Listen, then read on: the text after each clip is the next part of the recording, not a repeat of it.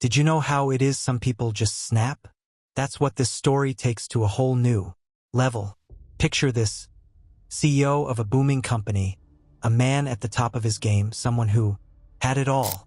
Beautiful wife, baby on the way, a life that most of us dream about. But everything fell apart that one night in 2022. According to the neighbors at Ang Mo Kio, nothing, no raised voices, just quiet, eerie calm. That would all calm down by midnight, shattered by something much darker. But you'd think that success would make someone happy. Didn't just suffer from stress, he was haunted. By what though? The pressures of work? A hidden secret? Or something far more sinister? When it happened next, it wasn't just shocking, it was unthinkable.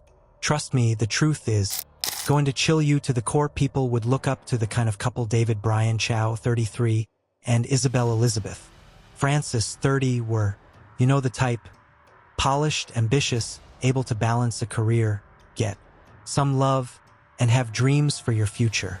David was the CEO of a great training center in Singapore, and Isabel was an important rising star in her company, at a brilliant career stage with law studies, and she was pregnant. From the outside, their friends enviously watched, their families adored, and their life was perfect, or so it seemed. Isn't it strange, though, that the darkest secrets live right under most picture-perfect lives? David was a perfectionist, meticulous, and always was. He loved control as CEO and was proud never to make a mistake. Yet that strength becomes a weakness so quickly, don't you think? One evening, as he reviewed financial reports, his accountant pointed out something unusual, a major discrepancy in the company's numbers. First, David laughed it off. Surely, it was a simple mistake. However, as more details came in, the error turned out to be catastrophically bad. A misplaced decimal point that painted a gloomy picture of millions in losses. Can you imagine? One small decimal that ruined everything you spent your hard-earned time on. David spiraled. It was affecting his ability to eat, to sleep, and to focus on anything but keeping himself alive. The numbers danced in his head, mocking him. He stopped listening to everyone, Fitz, colleagues, friends, even Isabel. She noticed the change, of course.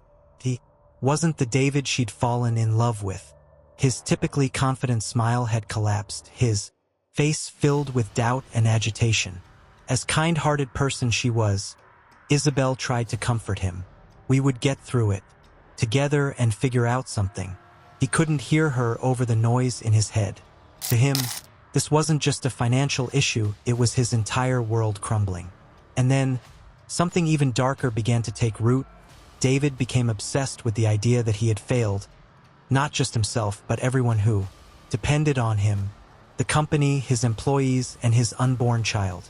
He started to believe that his death would be the only solution.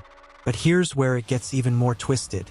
In his distorted, stress-fueled logic, he convinced himself that Isabel and their unborn baby couldn't survive the aftermath of his suicide. Therefore, he decided to come up with a horrifying plan. That was early Saturday morning, January 11th, 2022. Ang Mo Kio flat was strangely silent, too heavy a silence, loaded with tension. David was brewing a storm in his mind.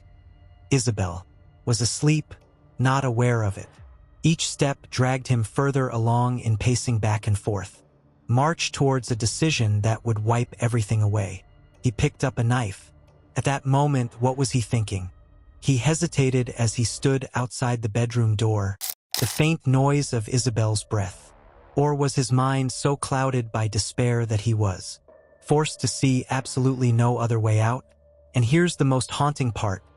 This wasn't a spontaneous act. It was also planned and deliberate.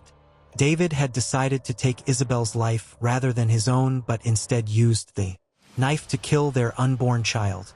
The bedroom door creaked open. The after effects would leave one entire nation in utter disbelief. Before that, though, let us go back a few steps and explain why someone like David, someone who seemed to have it all, could break this far. Because the truth is, this isn't just about a murder. It's about the weight of the pressure, the cracks in a seemingly perfect life, and the horrific ways a human can tear itself to shreds under too much pressure. But what comes next is much more chilling than most of you will be prepared for. At 5, David made a decision he couldn't take back at 0 a.m.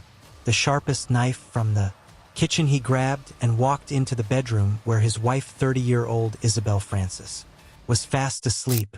She had no idea what was coming. At one point, David lunged at her, over and over, stabbing her. Isabel woke up in unimaginable pain and screamed for help.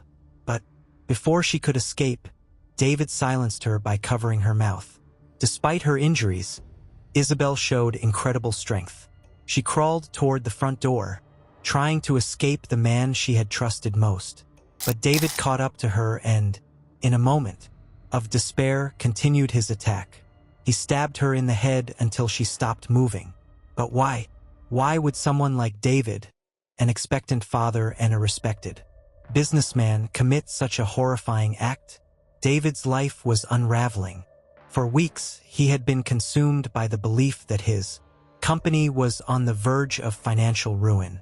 The stress, the sleepless nights, and the overwhelming pressure to succeed had distorted his reality. But there was a tragic twist. The financial crisis David feared wasn't real. It was all a misunderstanding caused by a misplaced decimal point in a spreadsheet. The company was thriving, but David didn't know that, returning to the kitchen after the attack, he was overcome with guilt and despair. He grabbed another knife and stabbed himself in the neck and stomach, determined the pain would end. He tried that, and when that didn't work, it didn't take him long to swallow random medications in hopes of overdosing. The devil could take him, he wished to, but he was still alive. At 7, David made a chilling decision at 35 a.m. He called the police, confessing to his wife's murder, and called his father, instructing him not to come to collect him for his psychiatrist appointment. Police found the lifeless Isabel on the floor when they arrived. After 15 stab wounds, 3 were fatal.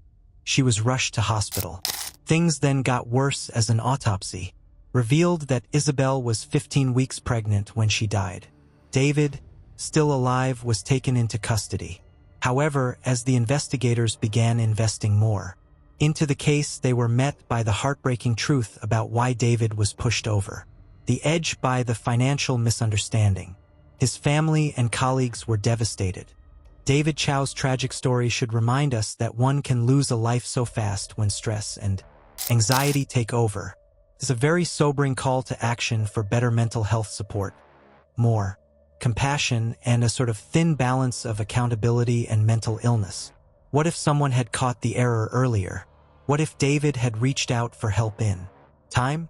These are questions we may never answer. What is certain, however, is that this story is a painful reminder that mental health issues are far too fragile and there is much too much suffering if they go untreated. Thank you for watching. Make sure to subscribe and comment.